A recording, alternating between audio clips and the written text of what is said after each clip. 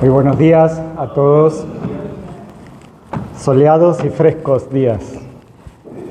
Y en estos días todos seguramente hemos estado atentos a las noticias, y si prestamos atención a todo lo que ocurre alrededor nuestro, vemos un mundo que está profundamente como atrapado por el sufrimiento.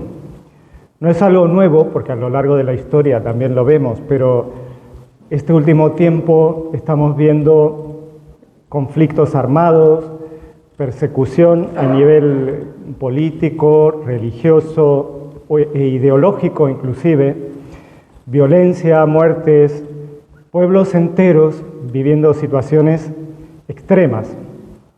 Hay mucha gente sufriendo en todo el mundo a gran escala. No podemos decir en este sitio están sufriendo, sino que alrededor del mundo hay gente sufriendo por distintas causas. Y todos conocemos personas que están viviendo sin esperanza, algunos que están atravesando por enfermedades o ya sea graves o ya sea dolorosas. Algunos están en situación de paro, otros con matrimonios rotos o a punto de romperse, con problemas con los hijos, con luchas internas a veces relacionadas con la autoestima, con la fe, con el sentido de la vida, con la pérdida de la esperanza. Y aquí es importante decir algo con claridad. No hay sufrimientos grandes ni sufrimientos pequeños. Porque el sufrimiento es sufrir para quien lo padece.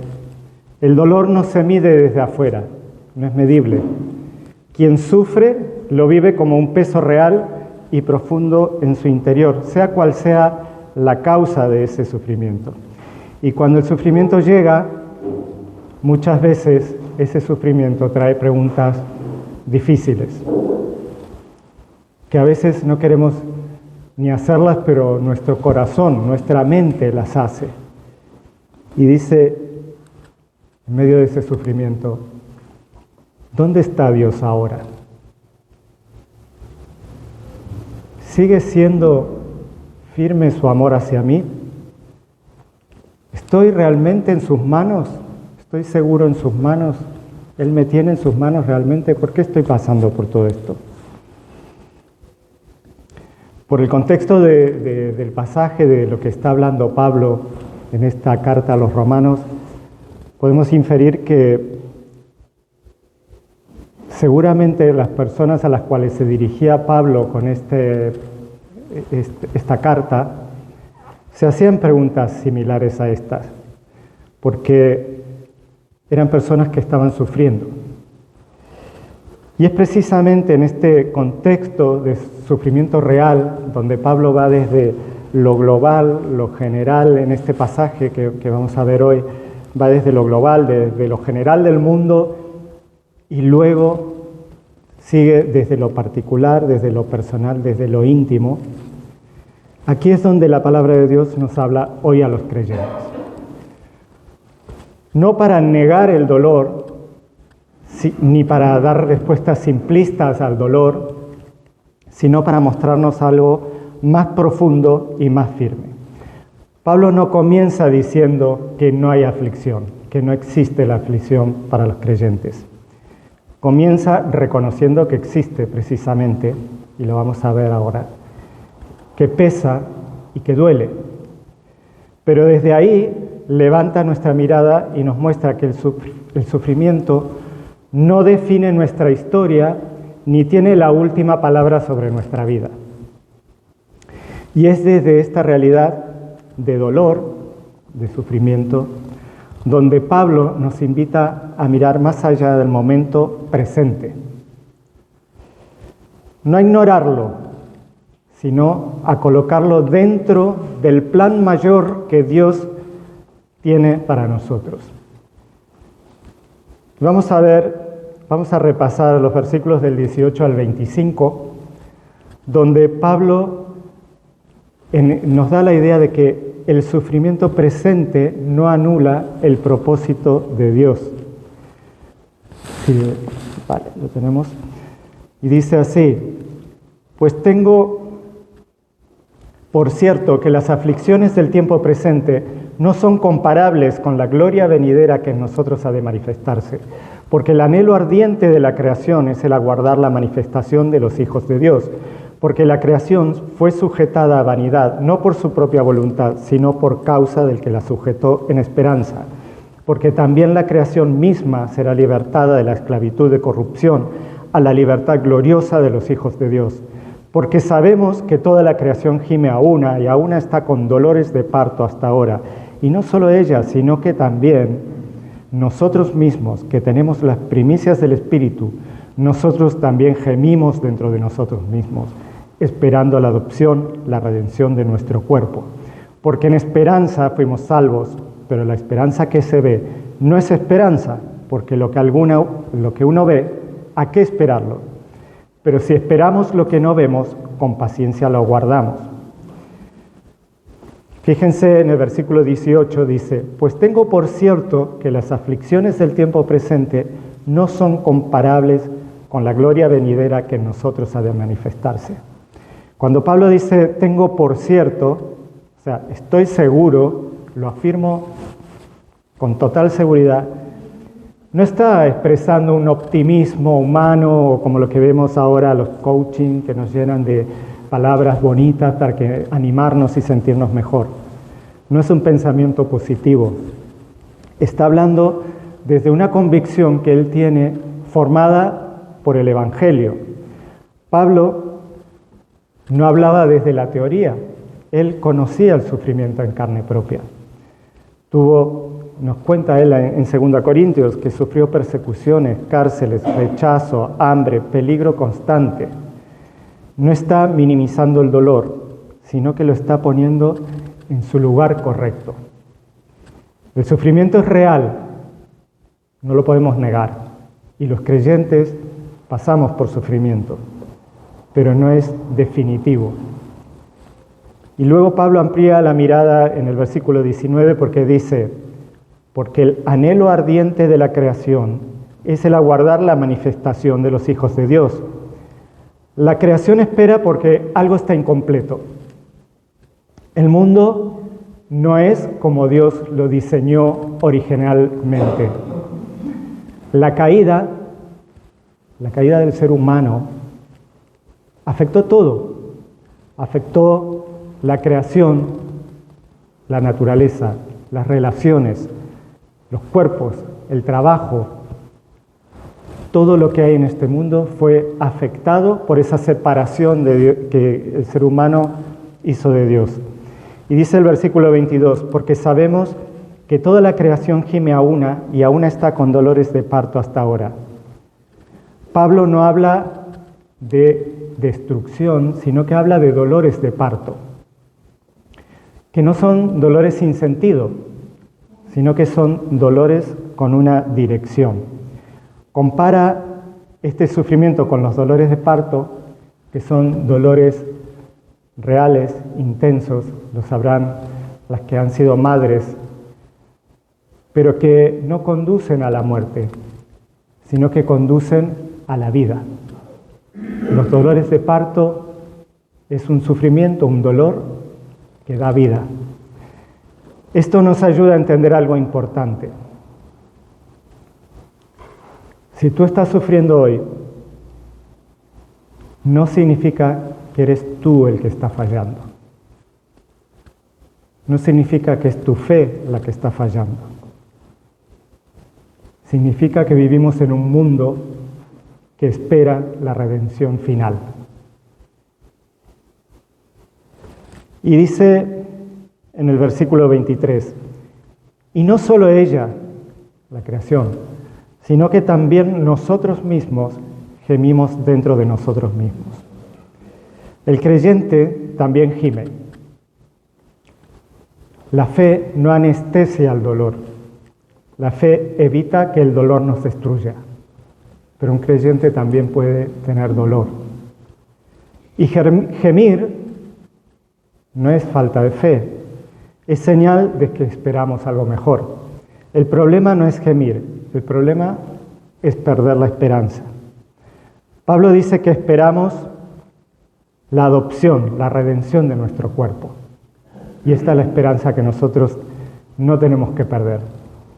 Ya somos hijos, pero todavía no lo vemos todo restaurado. Vivimos en ese ya por fe, pero todavía no.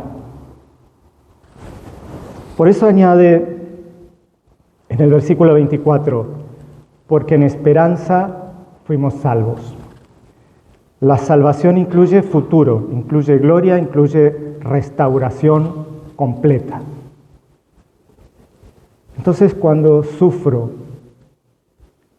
¿cómo interpreto ese dolor? ¿Como una señal de que Dios me abandonó? ¿O como parte de una historia que Dios está construyendo y que todavía no está completa porque Él la está completando?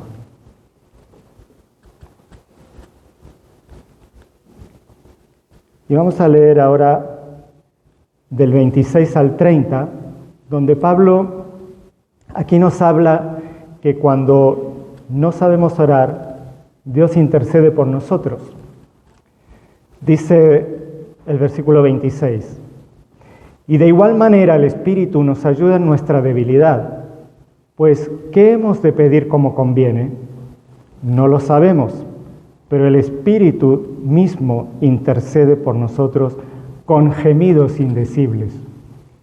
Mas el que escudriña los corazones sabe cuál es la intención del Espíritu, porque conforme a la voluntad de Dios intercede por los santos. Y sabemos que a los que aman a Dios, todas las cosas les ayudan a bien. Esto es, a los que conforme a su propósito son llamados. Porque a los que antes conoció, también los predestinó para que fuesen hechos conformes a la imagen de su Hijo, para que Él sea el primogénito entre muchos hermanos. Y a los que predestinó, a estos también llamó, y a los que llamó, a estos también justificó, y a los que justificó, a estos también glorificó. Pablo entra ahora en la experiencia más profunda, más íntima del cristiano. Dice el versículo 26, de igual manera, el Espíritu nos ayuda en nuestra debilidad. Pues, ¿qué hemos de pedir como conviene? No lo sabemos. Y esto es profundamente humano. Hay momentos en los que queremos orar, pero no podemos.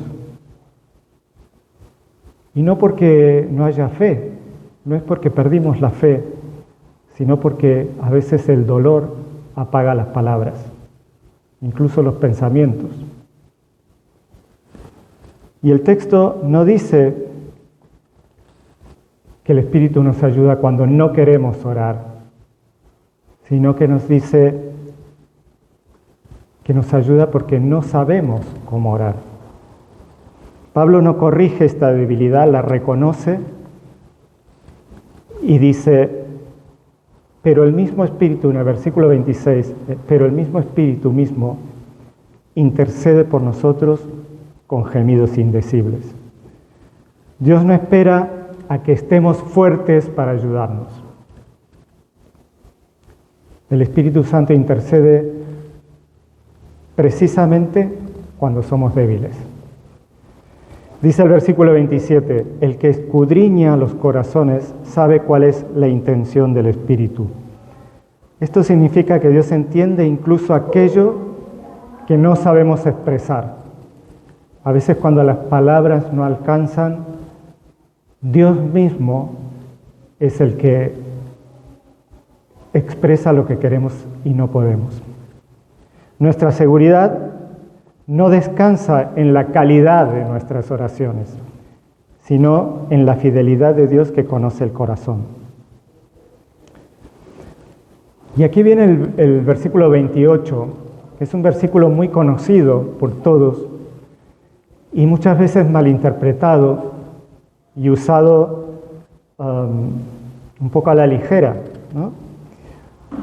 Fíjense que estamos en un contexto en el que Pablo habla aquí de debilidad, de gemido, de intercesión. Y el versículo 28 dice: y sabemos que a los que aman a Dios, todas las cosas les ayudan a bien. Esto es, a los que conforme a su propósito son llamados. Obviamente este versículo no fue escrito para personas que lo estaban pasando bien, porque los romanos no estaban pasándolo bien.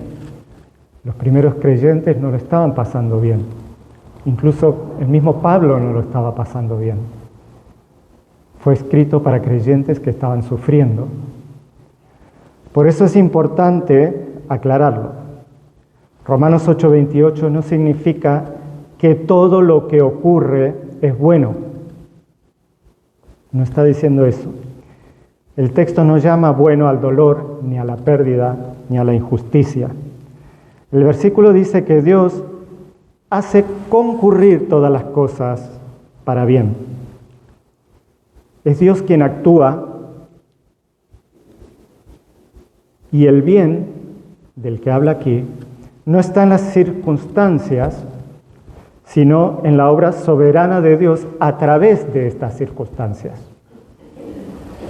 Además, el bien del que habla Pablo no es necesariamente, como pensamos enseguida al leer este versículo, comodidad, éxito, ausencia de dolor.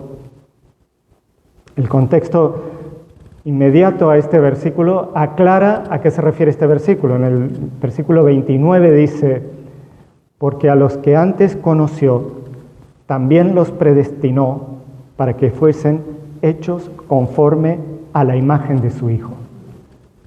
Este es el bien al que se refiere, que seamos hechos a la imagen de su Hijo. El bien último que Dios persigue no es hacernos la vida fácil, sino conformarnos a la imagen de Cristo. A veces el dolor no se va rápido. A veces no entendemos el para qué. Pero Romanos 8:28 nos asegura que ese sufrimiento por el que estamos pasando no es inútil. Tampoco es caótico y, como dicen los jóvenes, random. Este sufrimiento, aunque nos parezca extraño, está en las manos de Dios. Y esto no trivializa el dolor, sino que le da un marco de esperanza. Y tenemos una gran noticia en estos versículos siguientes que sostienen este proceso, que nos dice cómo se sostiene este proceso. Y es que tenemos una doble intercesión. Aquí el texto en el versículo 34, el texto vuelve a sostenernos con fuerza. Primero nos dijo que el Espíritu intercede por nosotros, y ahora nos dice que Cristo está a la diestra de Dios, el que también intercede por nosotros. Nuestra vida está sostenida por una doble intercesión.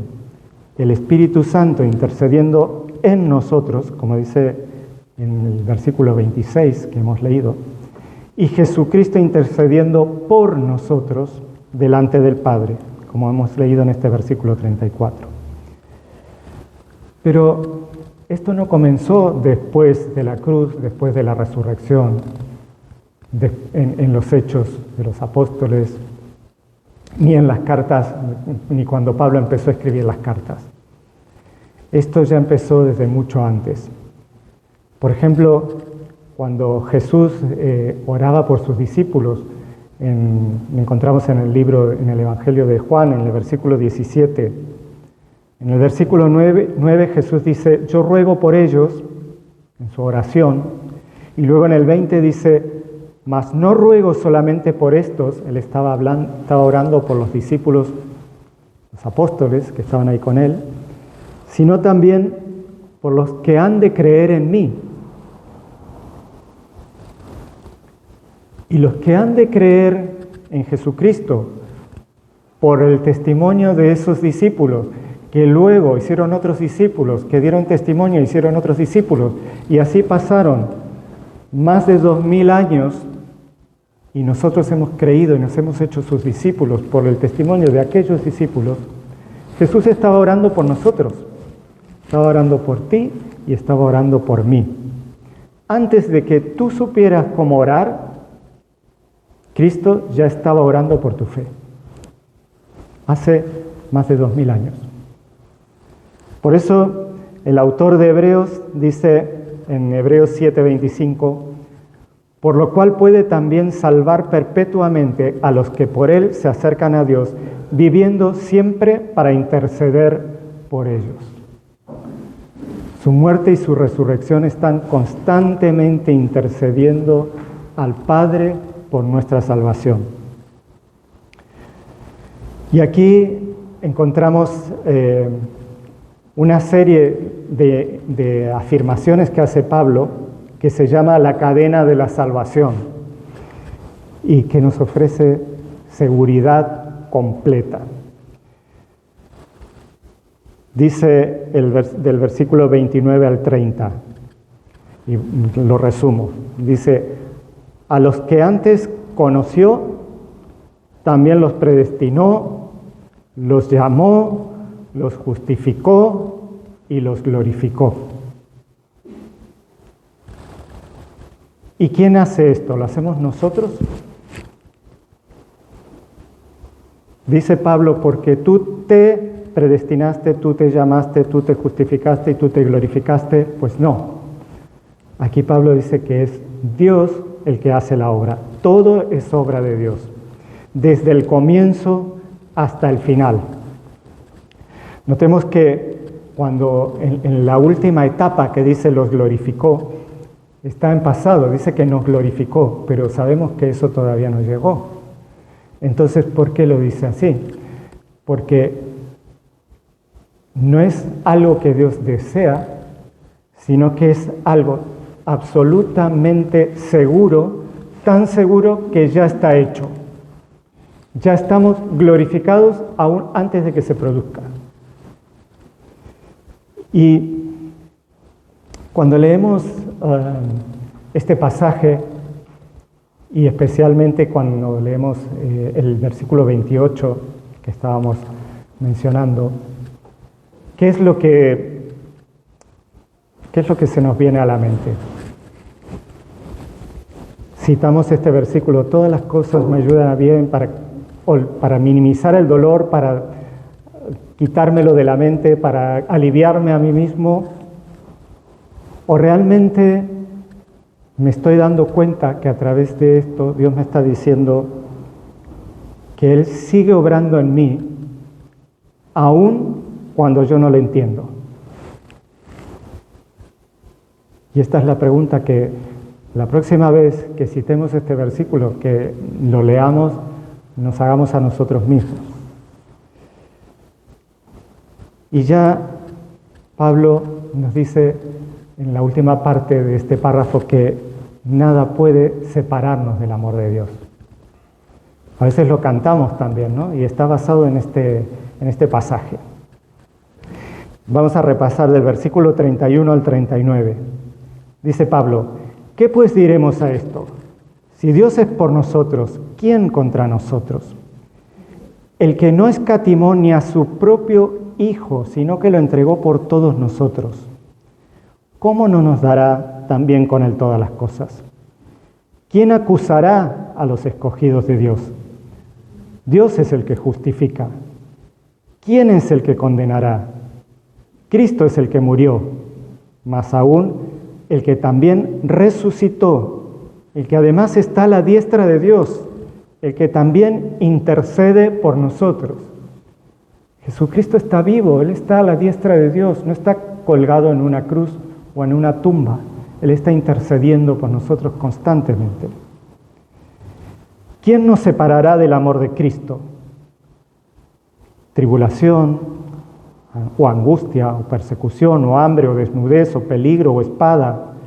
Como está escrito, por causa de ti somos muertos todo el tiempo, somos contados como ovejas de matadero. Antes, en todas estas cosas somos más que vencedores por medio de aquel que nos amó. Por lo cual estoy seguro de que ni la muerte, ni la vida, ni ángeles, ni principados, ni potestades, ni lo presente, ni lo porvenir, ni lo alto, ni lo profundo, ni ninguna otra cosa creada nos podrá separar del amor de Dios, que es en Cristo Jesús, Señor nuestro. Podemos decir que el clímax del capítulo que estamos analizando está aquí. Dice Pablo, ¿qué pues diremos a esto en el versículo 31? Si Dios es por nosotros, ¿quién contra nosotros? Y la pregunta no niega la oposición, niega que la oposición tenga la última palabra. La prueba definitiva es la cruz, dice en el versículo 32, el que no escatimó ni a su propio Hijo, sino que lo entregó por todos nosotros. Dios ya dio lo máximo. Él dio lo máximo que podía dar por nosotros. Por lo tanto, es razonable concluir que no va a retirar su amor ahora de nosotros si Él ya dio lo más amado por nosotros. Y Pablo enumera las realidades que más miedo nos producen. Él dice en el versículo 35, tribulación, angustia, persecución, hambre, desnudez, peligro, espada, todas son reales. Tal vez muchos han pasado por alguna, por todas o por algunas de estas situaciones. Todas duelen, pero ninguna puede separarnos del amor de Dios. Y dice en el versículo 37, antes, en todas estas cosas, somos más que vencedores por medio de aquel que nos amó. No porque no sufrimos, sino porque el amor de Dios nos sostiene en el sufrimiento. Y Pablo culmina con una declaración absoluta. Dice, ni la muerte, ni la vida, ni ninguna otra cosa creada nos podrá separar del amor de Dios. O sea, nada externo, nada interno, nada presente, ni nada futuro pueden separarnos del amor de Dios.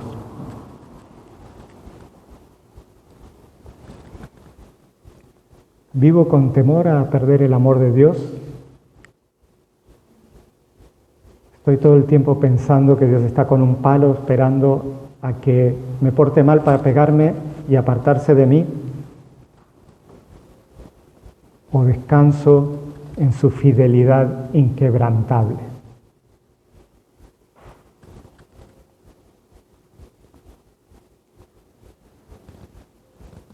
En conclusión de todo lo que Pablo ha dicho en este pasaje, Pablo en Romanos 8 no nos promete una vida sin dolor. Promete algo que es mucho mejor. Una salvación segura aún en medio del dolor. A la luz del texto podemos afirmar que el sufrimiento no anula el propósito de Dios.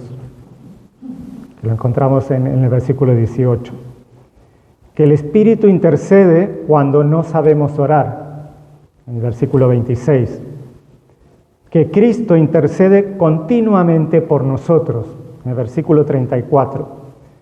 Y que nada puede separarnos del amor de Dios en Cristo, en el versículo 39. La seguridad de la salvación no produce arrogancia. Soy salvo, soy mejor que estos incrédulos, sino que produce descanso. No genera indiferencia. Ya soy salvo, no necesito nada más. Todo lo demás puede irse al infierno, yo ya soy salvo, sino que genera gratitud, y esa gratitud es la que genera un deseo profundo de servir a Dios. El Evangelio no nos dice, esfuérzate y quizá Dios te sostenga si te lo mereces. Nos muestra que Dios nos sostuvo desde el principio, nos sostiene hoy y nos llevará a la gloria, como podemos ver desde el versículo 29 al 30. Y te hago una pregunta final que no es teórica, es personal, es para que cada uno la piense en su corazón. Y dice así: ¿estoy descansando en mis fuerzas o en el amor firme e inquebrantable de Dios en Cristo Jesús? Porque la verdadera seguridad no nace de lo que nosotros hacemos por Dios, sino de lo que Dios ya ha hecho y sigue haciendo por nosotros en Cristo. Confía en Él. Te invito a que te pongas de pie, vamos a orar.